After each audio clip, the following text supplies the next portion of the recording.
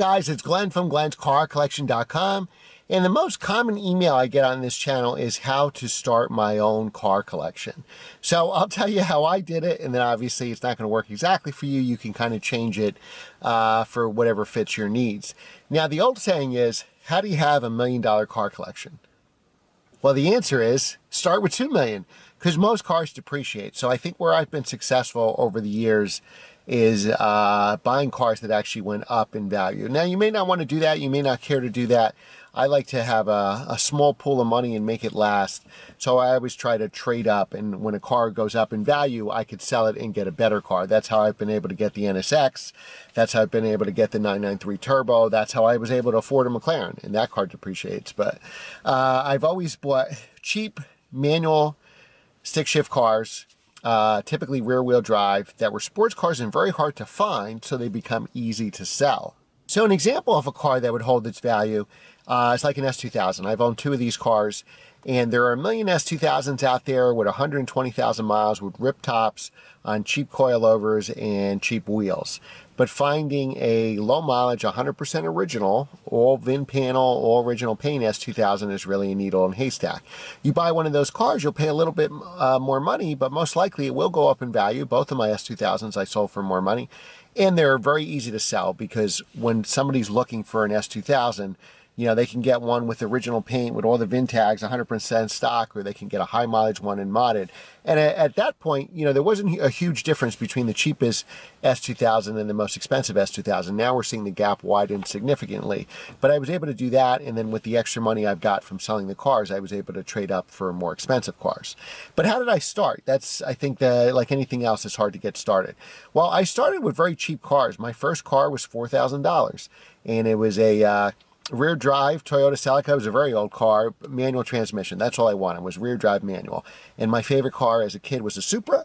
So when I had a chance to buy a Toyota Celica rear drive, it was fine with me, because I knew I couldn't afford the Supra. Now, I didn't have that car a very long time. You know, I put different wheels on it, so it kind of looked a little bit like a Supra.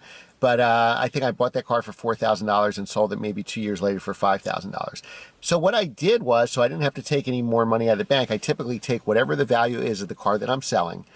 And I realized, you know, by putting, you know, fancier wheels and some stuff on the car, which was pretty cheap to do, I was able to make a profit on the car and sell it for more. And then I just start looking in the classifieds, what can I get for $5,000? Then I buy a $5,000 car and maybe sell it for $7,000. And then I see in the classifieds what I could get for $7,000. Now remember, I'm only 17 years old at this time. So I kept doing that. I did that all through college. And then by the time I made my last tuition payment for college, you know, I had already gone through a cycle of cars. Every year I had a different car, but I was able to get them for more money. So this video isn't about making more money in cars. It's just how to start a car collection. So the first answer is start with cheap cars. So you may just want S2000s, a Miata, maybe an old Corvette or a Mustang GT. You don't have to start with Porsches and Ferraris. You buy those cars, there's a good chance those cars are going to depreciate, and then you'll have no money for other cars.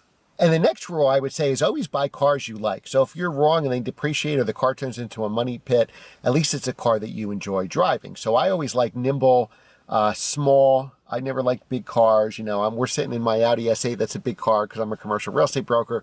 So the big back seats for my clients, the 520 horsepower is for me.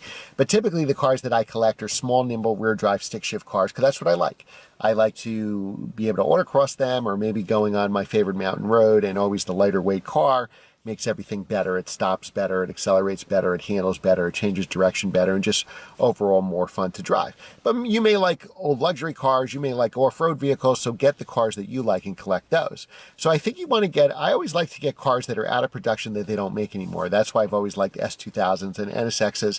You know, my NSXs went up way in value because I bought them when they were cheap. So to start a car collection, I wouldn't go out and buy like a C8 Corvette, because that's guaranteed to depreciate. Maybe the first year, or a new 718 GT4. Maybe the first year will be worth more than MSRP, because there's a long line of waiting to get one. But after, you know, a year or two, they're going to definitely plummet in value, and that's not a good way to start a car collection. So start with cheap cars, $5,000 or $10,000 cars. Maybe aspire to have 2 or 3 of them.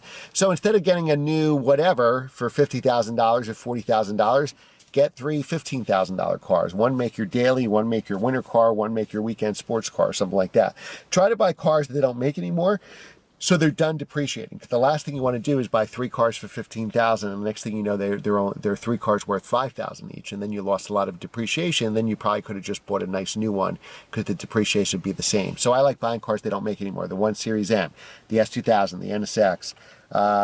There may be some nice models of the Mustang or Camaro or Miata that are holding their value. Do your research, see what they're selling. And a lot of times, maybe even some, older 911 models, you can't really get them for cheap, but maybe cars that'll hold their value so you can keep that car, and then as you get the money, add another car. Keep in mind, start with smaller cars and work your way up. Remember, you might not even want to have a collection of cars because you're going to have multiple insurance policies. They need oil changes every year. They'll need a set of tires every 5 years. Tires wear out due to age, not just mileage, so you have to take all those things into account. So, if you do have a collection of cars below, list it below. If you're thinking of getting certain cars, list that below as well. I read every one of your comments. Remember to like, share, and subscribe.